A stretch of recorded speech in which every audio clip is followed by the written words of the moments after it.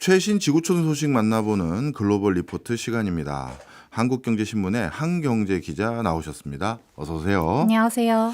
오늘 첫 번째 소식은 좀 충격적인데요. 세계 여러 나라들이 대부분 전기버스, 대중교통 수단으로 이용하고 있지 않습니까? 근데 그 전기버스가 대부분 또 우리나라를 포함해서 중국산인데 근데 이 버스가 해킹 위험에 노출돼 있습니까? 네, 지난 여름 노르웨이 오슬로의 대중교통 운영사가 중국산 전기버스를 몰고 폐광 깊숙한 곳까지 진입했습니다. 예.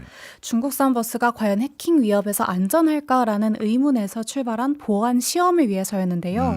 디지털 간섭을 차단하기 위해서 주변이 암석으로 둘러싸인 폐광을 찾았습니다. 네. 보안 테스트를 해봤더니 전문가들은 해킹이 조건부로 가능하다라는 결론을 내렸대요. 버스 제조사가 장착해둔 심카드 있잖아요. 그걸 예. 통해서 원격으로 차량에 접근할 수 있는 어떤 통로가 확인된 건데요. 사실상 숨겨진 백도어가 있다는 의미입니다. 네. 그러니까 제조사가 이 심카드를 통해서 원격으로 소프트웨어를 설치하고 업데이트하는데 그 과정에서 외부 해커가 개입을 해버린다면 배터리나 전원 공급 제어 시스템에 접근할 수 있다고 합니다. 네. 그러니까 이론적으로는 외부 해커가 갑자기 어떤 한 조치를 취해서 원격으로 버스를 멈추게 할 수 있는 거죠. 그리고 같은 시험에서는 네덜란드 제조사의 버스도 같이 시험 대상에 올랐는데 예. 원격 제어 권한이 중국산 차량에서만 발견됐다고 해요. 이 실험에 사용된 버스가 중국의 버스 제조사 위퉁의 제품이었는데요. 문제는 위퉁이 세계 최대 전기버스 제조사이자 상반기 기준 유럽 전기버스 시장의 최대 점유율을 갖고 있는 회사라는 점입니다. 노르웨이에서 운행 중인 전기버스가 1,300여 대 정도 있는데 네. 그중에 850여 대가 위퉁의 차량이라고 해요. 거의 절대적이네요. 그렇죠. 그러니까 당연히 노르웨이 당국은 깜짝 놀라서 이 사실을 최근 대중교통회의에서 발표했고 방화벽을 구축하는 등 문제를 해결하고 있다고 합니다. 네. 그리고 이 시험 소식을 접한 이웃나라 덴마크와 영국에서도 중국산 차량에 대해서 자체 조사에 돌입했어요. 네. 말씀 듣고 보니까 이거 중국산 제품에 대해서 신뢰도 이런 것들 특히 의구심 어리게 바라보는 사람들 많았는데 이게 허튼 소리가 아니구나라는 생각이 점점 더 들게 되는데요. 그렇다면 전기 버스뿐만 아니라 일반적으로 우리가 쓰는 통신 장비들 이것도 의심의 눈초리로 바라볼 수밖에 없을 것 같은데요. 유럽은 뭐 어떤 판단을 하고 있습니까? 유럽이 그동안 친환경 에너지 정책을 굉장히 전폭적으로 추진해왔잖아요. 네. 그러니까 그 과정에서 중국산 전기자동차, 중국산 태양광 인버터 이러한 장비들이 저렴한 제품 가격을 무기로 유럽 시장을 장악했습니다. 하지만 저렴한 가격에는 그나마한 대가가 따랐는데요. 월스트리트 저널에 따르면 인버터 공급업체들 역시 유럽의 태양광 패널에 원격으로 접근이 가능하다고 합니다. 네. 이 시스템이 침해될 경우에 대규모 정전까지 이어질 수 있을 정도로 굉장히 위험한데 인버터라는 장비가 뭐냐면 태양광 패널이나 풍력 터빈을 전력망에 연결해주는 핵심 장비예요. 네. 이 장비에 발전량이나 부하, 개통 상태 이런 각종 전력 데이터가 모입니다. 현재 미국의 경우에 전력 회사들이 인버터에 자체적으로 방화벽을 설치해서 중국과의 직접 통신을 막고 있기는 하지만 최근에 불법 통신 장치를 통해서라면 방화벽을 우회해서 인버터를 원격 차단할 수 있는 것으로 확인됐어요. 그러니까 유럽 역시 비슷한 위험에 노출되었다라고 볼 수가 있는 건데요. 네. 특히 지난 4월에 포르투갈과 스페인에서 대규모 정전이 있었잖아요. 예. 그걸 생각해 보시면 당시에 일부 발전소에서 작은 오류가 발생했는데 그 연쇄적으로 번지면서 국가 단위의 정전 사태로 번졌습니다. 예. 그러니까 전력망이 작은 충격에도 크게 흔들릴 수 있다 이런 교훈을 얻게 된 사건이었는데 유럽 의회에서는 인버터가 전력 시스템을 교란하는 데 악용될 수 있다라고 최근 경고했고 또 개별 국가에서는 리투아니아를 예를 들 수가 있어요. 지난해 중국을 포함해서 몇몇 위험 국가들의 제조업체가 대형 태양광 설비에 원격 접근하는 것을 아예 차단하는 법을 통과시켰습니다. 네. 또 영국은 사이버 보안 법안을 통해서 에너지 기업들이 이런 사이버 공격에 대비하지 않을 경우에는 벌금을 부과하도록 하고 있죠. 네. 그런데 그동안 우리가 중국 제품이 무조건 그냥 좋아서만 쓴 게 아니라 가뜩이나 경제도 어려운데 유럽은 뭐 요즘 더 어려운 상황이니까요. 가격 경쟁력 이게 워낙 싸니까 이걸 썼을 텐데 이런 이슈들이 있다고 이 값싼 중국산 장비들 이걸 원천 차단할 수 있을까요? 결국 유럽 당국은 이 사이버 보안 문제와 또 경제적 이익 사이에서 고민하고 있는 건데요. 보안 때문에 이제 와서 중국산 설비 의존도를 줄인다라고 생각을 하기에는 이 공급망을 형성하는 데에만 막대한 시간과 비용이 듭니다. 현재 스코틀랜드에는 중국 기업의 민양 스마트 에너지가 약 20억 달러를 투자해서 풍력 터빈 공장을 설립한다고 해요. 그런데 이걸 두고 영국 총리가 승인을 할까 말까를 고민하고 있다고 합니다. 만약에 승인을 해준다면 이 영국 정부의 친환경 에너지 목표를 달성하는 데는 도움이 될 수 있지만 반대로 에너지 산업의 중국 의존도가 더더욱 높아진다는 부담이 있습니다. 네. 그래서 영국의 일부 의원들은 이 계획이 추진되기를 원한다. 다만 우리가 중국에게 이 북해 전력의 스위치를 넘겨주진 않겠다라고 밝혔습니다. 그래도 이제 전반적으로는 보안 위협에 선제적으로 대처해야 한다는 목소리가 큽니다. 네. 중국산 제품 대부분이 핵심 인프라 시스템에 이미 적용되어 있기 때문에 지금 손보지 않으면 우리가 10년 뒤에는 교체 비용이 더더욱 커질 것이다. 기하급수적으로 늘 것이다. 이러한 주장인데요. EU는 이미 5G 장비와 관련해서 한 차례 뼈아픈 경험이 있었어요. 예. 2020년에 이제 유럽연합이 보안 위험이 있다고 판단되는 5G 공급업체의 장비 사용을 제한하도록 권고했습니다. 그리고 2023년에는 화웨이를 고위험 공급자로 지정을 했어요. 하지만 화웨이 장비가 여전히 널리 사용되고 있고요. 유럽연합 집행위원회가 이제서야 그 2020년의 권고를 이제는 법적 구속력을 가진 규정으로 전환하려고 노력을 하고 있습니다. 네.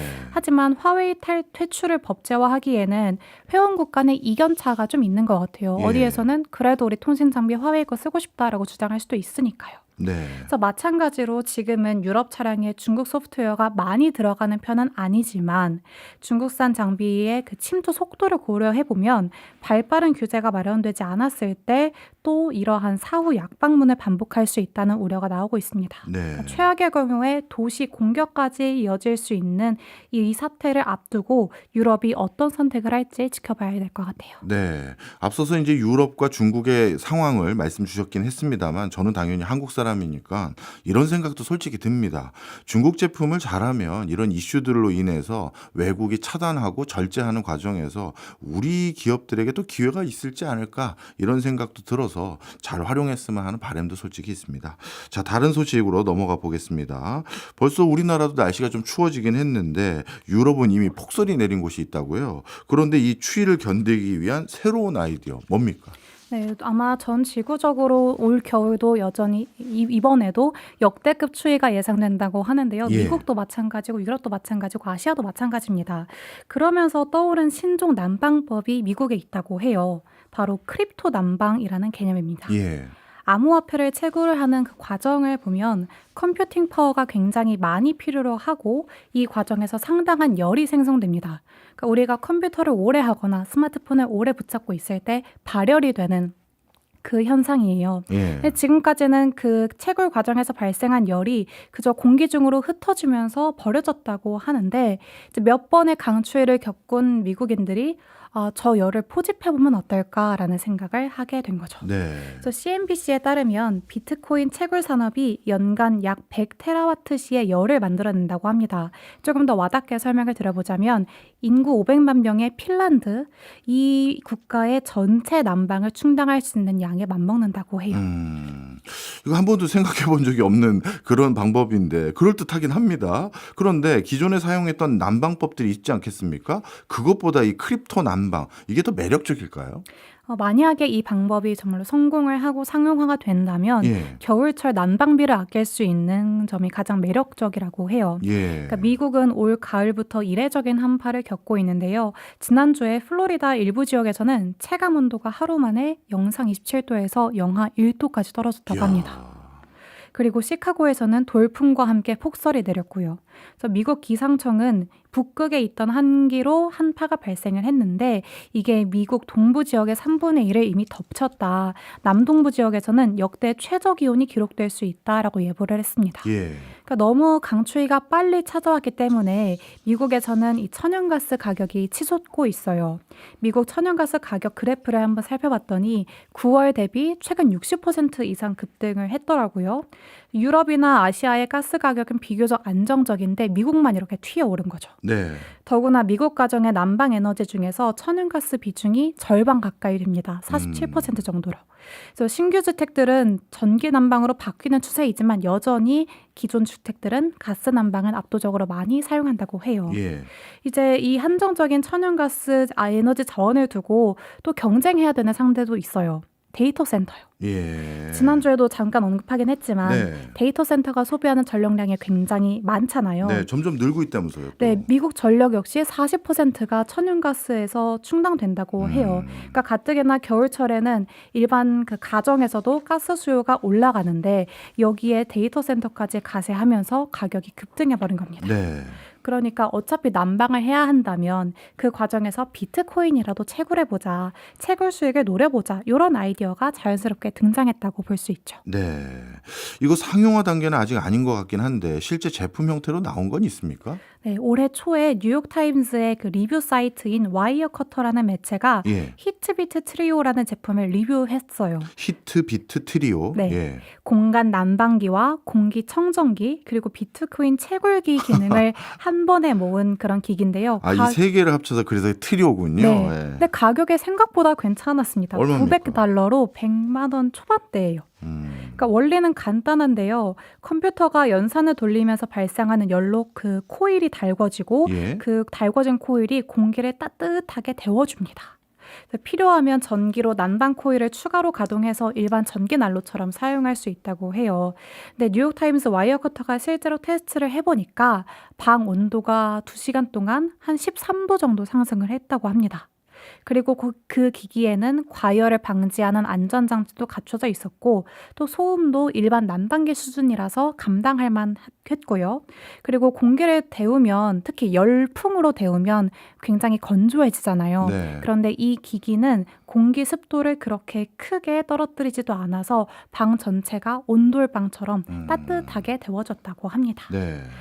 난방 성능이 얼추 증명됐다고 치고 그러면 비트코인 채굴은 잘 됐느냐? 여기에서 한계가 드러나요. 네.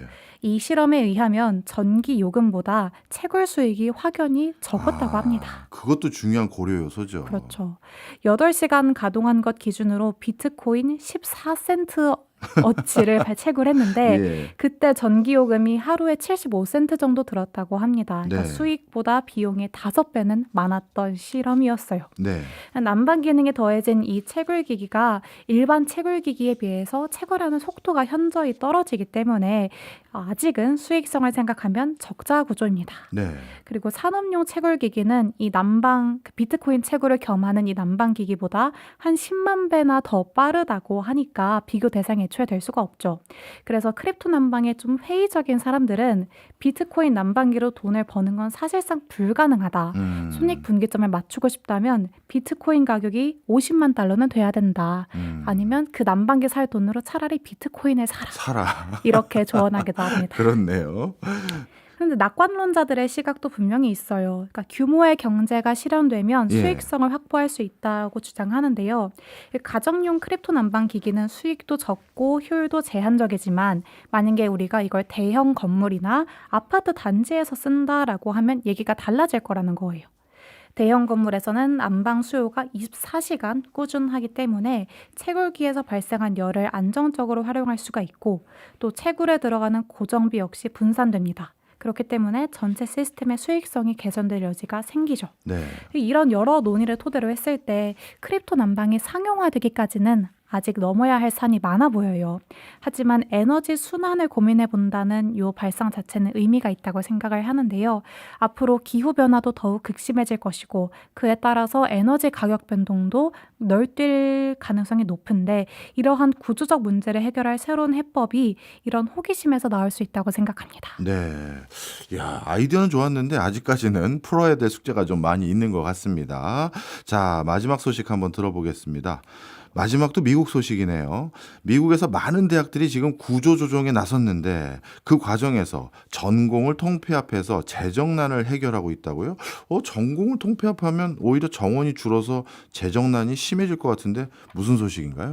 네, 최근 미국 대학가 역시 우리나라와 마찬가지로 이제 학령 인구가 감소하고 또 연방 정부가 대학 지원을 축소한다고 발표를 하면서 대학 재정에 많은 압박을 받고 있습니다. 이에 따라서 대학들이 학과를 통폐합하거나 아예 폐지하는 구조조정을 활발하게 진행하고 있는데요. 그를 통해서 행정 비용을 좀 아껴보자는 시도예요. 네. 근데 특히 인문학이 가장 큰 영향을 받고 있습니다. 영어, 철학, 역사, 세계 언어 이런 소위 문과 과목들이라고 하는 그 과목들이 집중적으로 통폐합 대상이 되고 있어요. 예. 대표적인 사례가 뉴저지주의 몽클레어 주립대학교인데요. 뉴욕타임스에 따르면 이 대학의 인문사회과학대학이 최근 15개 학과를 4개의 스쿨로 통합하는 재편 계획을 발표했습니다. 이 스쿨이 단과대랑 비슷하거나 조금 더 작은 규모고 네. 학과보다는 당연히 큰 규모인데요. 예. 이제 구체적으로는 영어와 철학, 고전학, 세계 언어, 스페인 및 라틴 쪽 학과는 인간 서사와 창의적 표현이라는 이런 광범위한 스쿨로 합쳐지고요. 또 심리학, 언어학, 사회복지, 종교학 이 과목들은 인간 행동과 웰빙이라는 스쿨로 편입했다고 합니다. 사실 용어가 좀 와닿지는 않는 것 같기는 해요. 그래서 즉 기존 학과는 지금과 같은 형태로 존재하지 않게 되거나 일부는 이 과정에서 폐지될 가능성도 높습니다. 네. 사실 이게 미국 얘기가 아니라 우리나라도 비슷한 일이 많습니다. 우리나라도 워낙 그 뭐랄까요? 좀 비인기 학과라고 합니까? 이런 것들이 살아남기 위해서 하고 있는 게 이름을 막 바꿔요. 그래서 요즘은 이름을 못 알아볼 정도로 원래 이게 무슨 과지 할 정도예요. 그래서 대부분 앞에 많이 붙이는 게 스마트 아니면 융복합 이런 거 그쵸. 많이 붙이거든요. 근데 미국도 비슷하다는 생각이 드는데 그런데 또 한켠으로는요.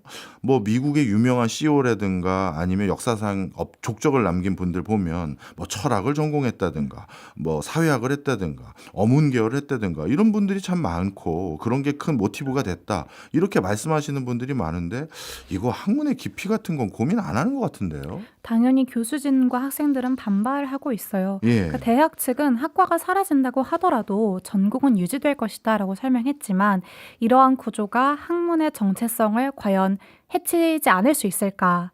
당연히 학문의 정체성을 흔들 수 있다라는 우려가 나옵니다. 네. 학생들 입장에서는 일단 전공 선택의 폭이 줄어들고요. 깊이 있는 전문 교육을 받기가 어려워질 수 있습니다. 예. 그리고 대학이 추후 학생들을 모집할 때 이 모호한 전공명이 오히려 독이 되어서 돌아올 수 있다는 지적이 있는 거죠.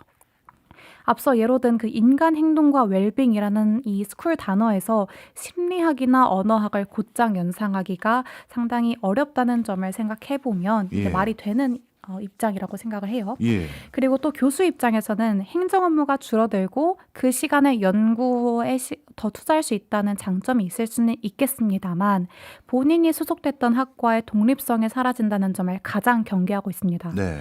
대학의 핵심이 결국 전문가를 교육하는 것인데 이 가치가 훼손될 수 있다는 점에서 학내 반발이 꽤 크다고 합니다. 네. 그러면 이런 변화가 미국에서는 몽클레어 대학이라는 이 학교에서 처음 시도된 겁니까? 그건 아니고요. 예. 2020년에 버지니아의 사립대학교인 메리마운트 대학 역시 모든 학과를 폐지하고 세 개의 학제간 대학으로 재편했습니다. 예. 이를 통해서 행정 비용을 절반으로 줄이긴 했습니다만 이 과정에서 인문학의 비중이 줄어들고 일부 전공은 아예 사라졌다고 해요. 영어, 역사, 철학, 수학 이렇게 비인기 학과라고 해야 될까요? 등록 학생이 적은 전공이 대상이 됐습니다. 네. 그리고 2023년에는 영어, 역사, 수학, 철학 이런 등록 학생 수가 적은 9개 학부의 전공을 아예 폐지했고요. 네. 반대로 간호학이나 경영학 이렇게 좀 향후 취업이 좀 더 유리한 학과들은 그 학과들의 지원을 조금 더 몰아주는 그런 정책을 펼쳤습니다. 인디아나 대학교의 블루민턴 캠퍼스도 미술사나 비교문학 이런 전통적인 인문학 과목들을 포함해서 통합 계획을 발표했고요. 네. 시카고 대학교도 역시 예산 적자를 이유로 단과대 통합을 추진하고 있다고 합니다. 네. 결국 대학에서도 이제 투자한 것 대비 학생들이 얼마나 성과를 내느냐 이것을 주요 지표로 삼으면서 인문학이 스템이라고 불리는 과학, 기술, 공학, 수학 이런 학과목 대비 위상이 낮아지고 있는 현실을 보여주고 있죠. 네, 말씀 듣고 보니까 인디애나, 시카고 다 어마어마한 명문 대학들인데 그런 대학들도 예외가 아니었군요.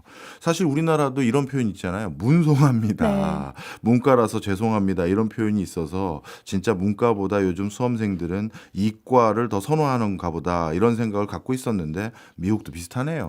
네, 우리나라도 뭐 문이과가 통합됐다고는 하지만 뭐 수능 이런 거 보면은 이제 이과 쪽을 더 많이 공부하려는 학생들이 많은 것처럼 네. 미국에서도 이미 10년 정도 전부터 이런 현상이 있었습니다. 예. 지난 10년간 미국이 국가가 주도해서 스템 전공자를 확대하고 또 육성했고 기업에서도 스템 직업에 대한 수요가 대폭 늘어나다 보니까 이과 계열 전공의 인기가 높아졌죠.